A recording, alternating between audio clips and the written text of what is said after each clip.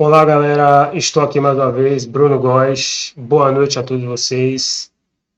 Sabemos que nessa última semana o Bahia fechou com o Everton Ribeiro, que é um jogador de qualidade, tá aí. Everton Ribeiro é recebido pela torcida do Bahia, já foi recebido.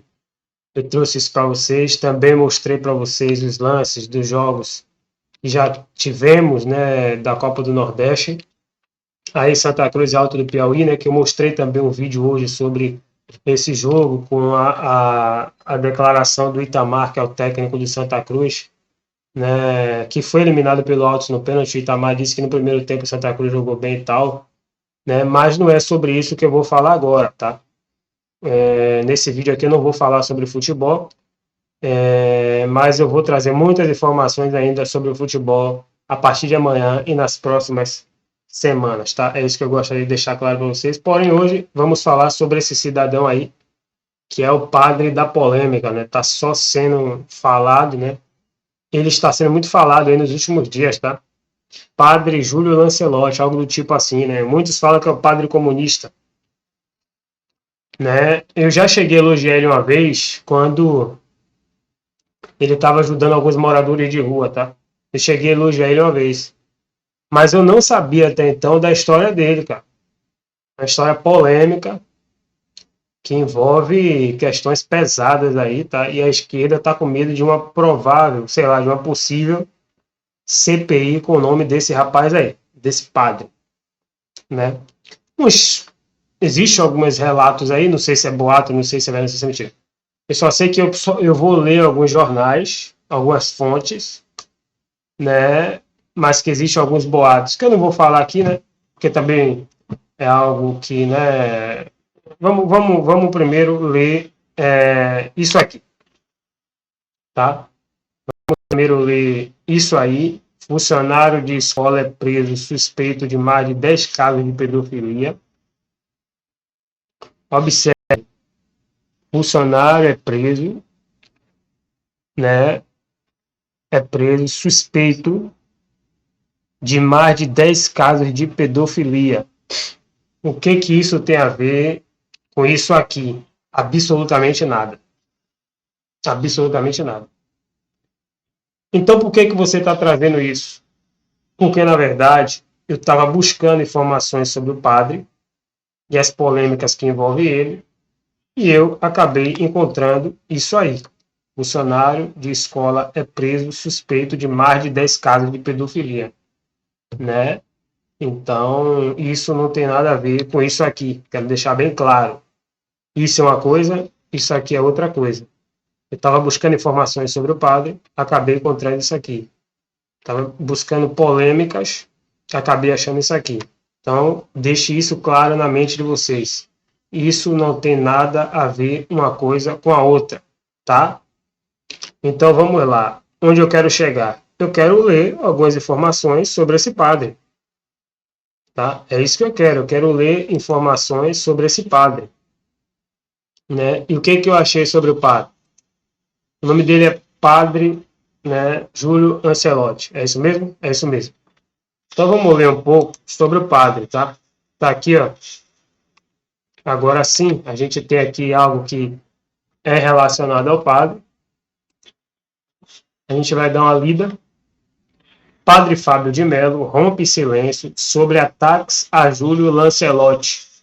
Prestei minha solidariedade, é o que está ali. O representante católico, que também atua como apresentador, vinha sendo cobrado por demonstrar apoio ao paróquio que virou alvo de uma possível CPI na Câmara Municipal de São Paulo. Isso foi publicado no dia 5/1, tá? Foi recente.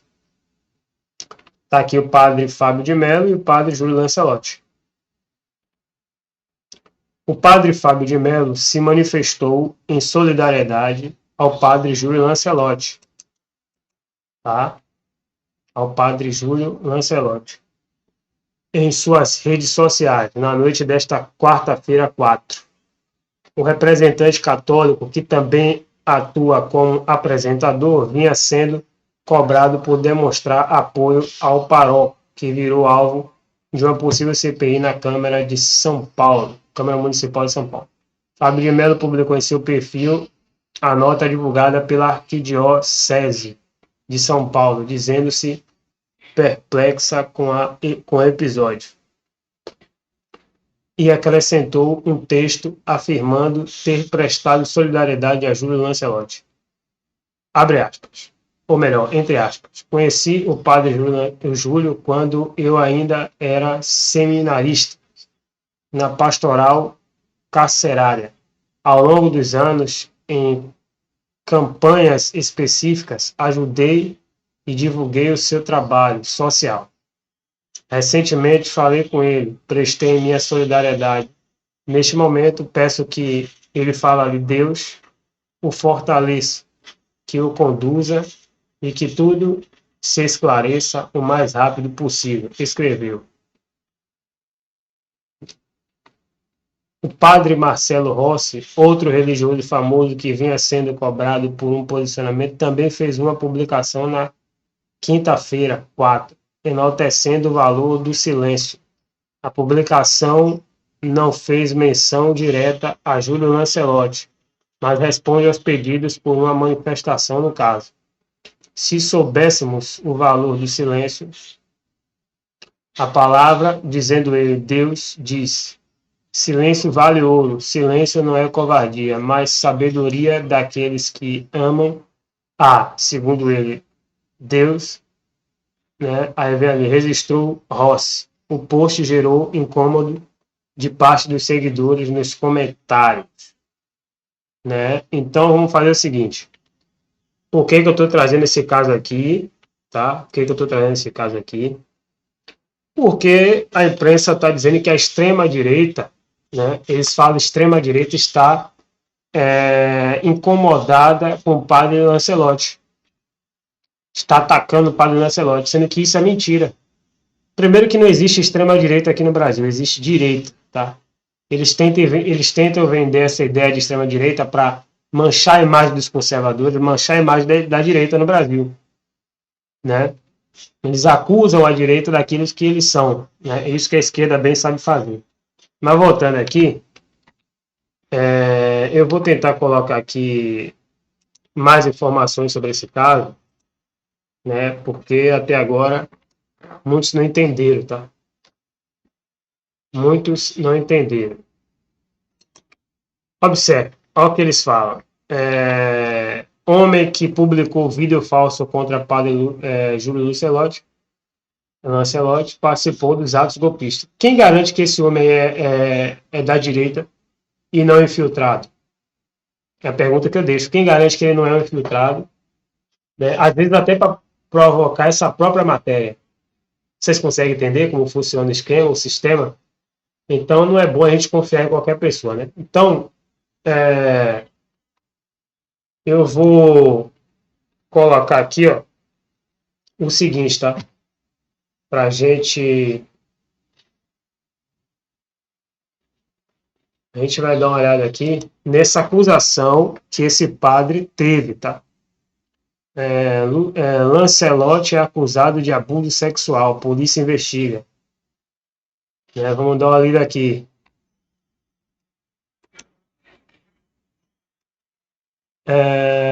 Vamos ver aqui. A polícia de São Paulo abriu um inquérito nessa quarta-feira contra o padre Júlio Lancelotti, tá? Ele foi acusado de ter cometido abuso sexual contra um adolescente dentro do abrigo que dirige, o Casa Vida. A Casa Vida foi criada pelo padre Júlio Lancelotti há 16 anos para abrigar e cuidar de crianças com vírus de AIDS, né? Muitas delas vindas de antiga FEBEM, né? Que agora era a antiga FEBEM, mudou o nome, né? Ele também é coordenador do pastoral de moradores de rua. Na madrugada desta quarta-feira, uma mulher que seria ex-funcionária da casa, de onde teria saído há um ano, disse à polícia que testemunhou cenas de abuso sexual do padre contra um adolescente. Ela pediu para ter a identidade preservada e não deu o nome da vítima. Isso se deu há 6, 7 anos atrás. O adolescente era um interno da FEBEM. Demais dados serão preservados em sigilo, afirmou o delegado André Pimentel. Eu vou fazer o seguinte, tá? Eu vou deixar para trazer informações sobre isso amanhã, tá? E nos próximos dias. Mas essa parte me chamou a atenção. Essa parte me chamou a atenção, tá? Uma testemunha, tá? Uma mulher disse que testemunhou ele tendo relações sexuais, né? Ou abusando, né? É o que tá aí no jornal aí, de um adolescente, tá? Uma mulher teria, deixa eu tirar aqui o GC, que não tem nada a ver, teria acompanhado ele praticando atos com adolescente. Uma mulher que denunciou, ele não quis se identificar. É bom lembrar que isso aí se trata de uma acusação grave de pedofilia, tá? De pedofilia, já que era adolescente. Claro, se for maior de 14 anos e não tem ali a questão do consentimento, é pedofilia, que fica menor e incapaz, tá? E se for forçado, passa a ser estupro, né? Estupro de vulnerável. Claro que o estupro de vulnerável basta ser menor de idade ou incapaz que acaba acontecendo. Mas por que eu estou falando sobre isso? Vocês sabem que eu já falei várias vezes aqui, em alguns vídeos, que quando eu trabalhei, né, numa escola lá no Resgate, né, no Adroaldo Ribeiro, que é um colégio municipal, né, da Prefeitura de Salvador.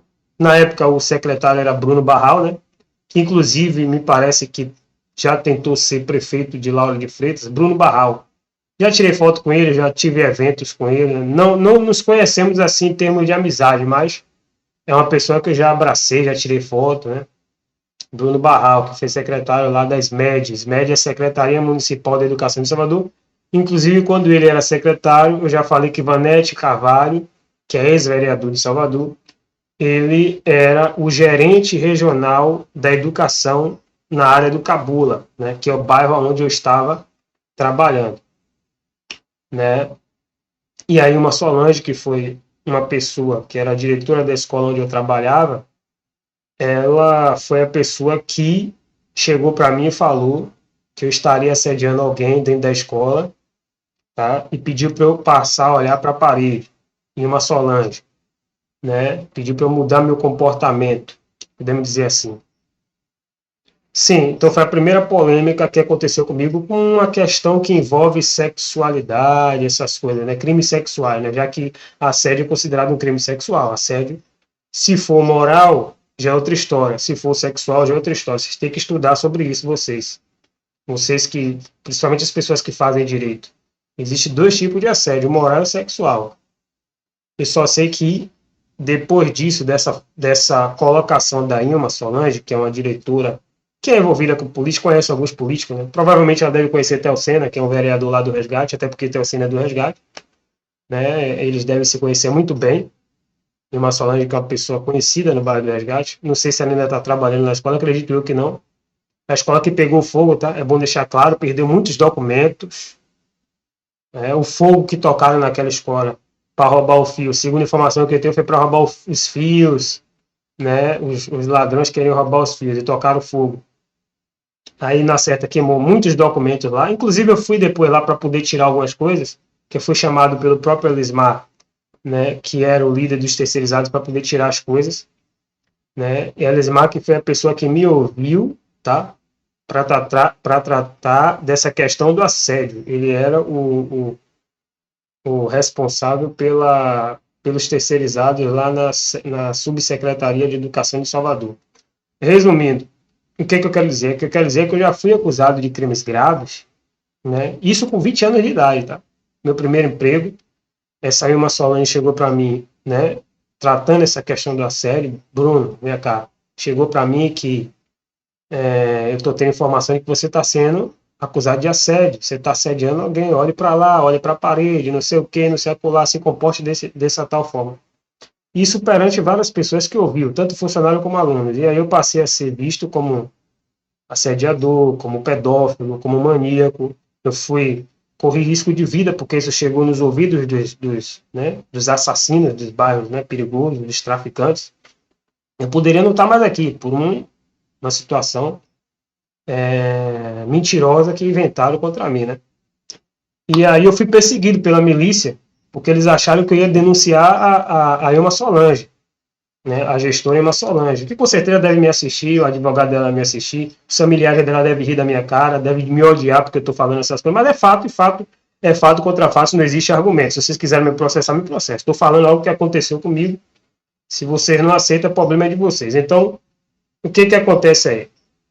A GR Cabula, que é a subsecretaria da SMED, que pertence à Prefeitura de Salvador, que na época a Semineto era prefeito, estava brigando para sua reeleição e ganhou, passou a mão na cabeça dessas pessoas e apoiaram ela e tentaram me prejudicar, usando quem? Usando o braço forte do governo, que é a segurança pública, para me intimidar, botando arma na minha cabeça, tá? Isso é bom deixar claro, né? Eu falo isso, eu quero passar isso aqui para o público que me acompanha todo dia, e vou continuar passando essa história várias vezes, pode durar vários... Enquanto eu estiver vivo, eu vou falar sobre essa história, para que isso não volte mais a se repetir, para que eu não volte a ser mais acusado de assédio, de ser pedófilo, de ser maníaco, porque eu nunca fui, não sou e jamais serei. É bom as pessoas saberem essa história minha, que eu fui prejudicado por uma secretaria, né, ou por duas, já que a subsecretaria e a própria secretaria, que é a SMED, foi prejudicado pela própria prefeitura e pelo Estado, que usou o seu braço forte, que persegue, né, não estou generalizando, não é toda a instituição, mas tem uns aí milicianos que perseguem os pretos, os pobres da favela, né?